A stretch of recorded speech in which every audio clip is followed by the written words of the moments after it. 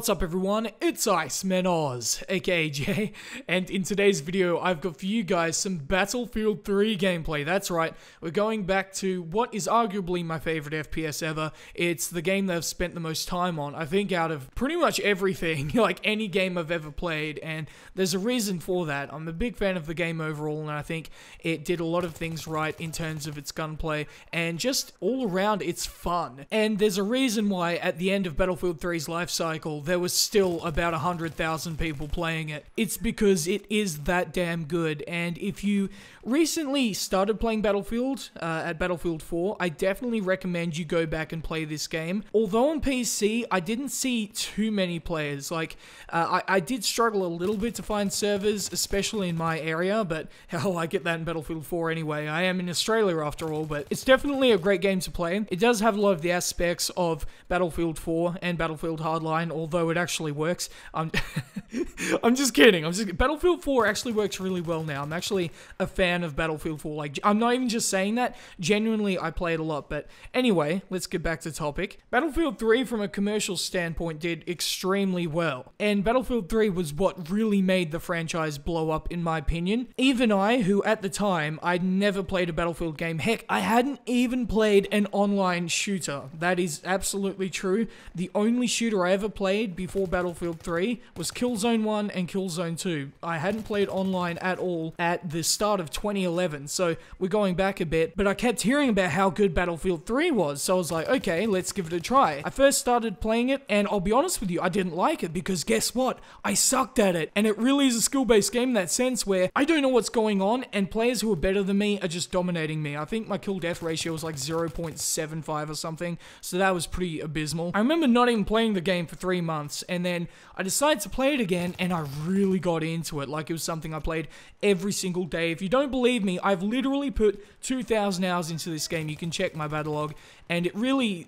I don't know if it paid off or not. I guess in a gaming sense it paid off because I was really freaking good at that game. I'm not trying to up myself, but I'm just saying I was really good at that game, and it was just a lot of fun to play overall. Especially team deathmatch and squad deathmatch were my specialties, and I also formed a little clan, and it was really fun to play. And obviously I got my start on YouTube because of Battlefield 3. If it wasn't for Battlefield 3, I would have never had a channel. It was the only game that inspired me enough to actually make videos on it, and that says something about how much a fan I was of the game.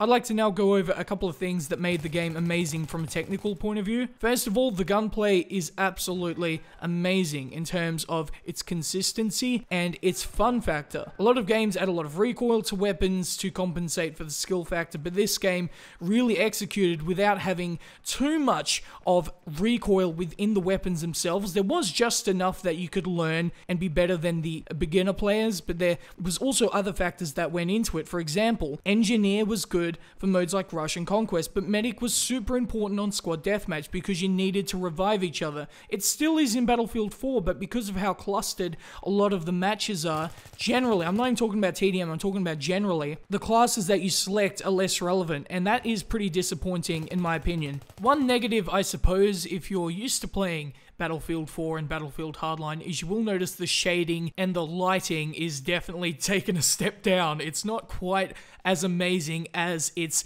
newer counterparts, but I still think it looks pretty dang good. It does have a charm about it in the same way that Team Fortress has a charm, Counter-Strike has a charm, Battlefield had its own thing. The blue tint, for example, I mean, everyone who's ever played Battlefield 3 knows about the blue tint. And I remember a lot of the community was saying, oh, we have to get rid of the blue tint, it sucks. I actually liked it. It was a good art design. It was kind of like DICE putting their own spin on things. I thought it looked kind of cool. Oh, by the way, I forgot to mention one thing regarding the gunplay is the suppression. Now, a lot of people were annoyed by the suppression. They thought, oh, it sucks, you can't hit your target.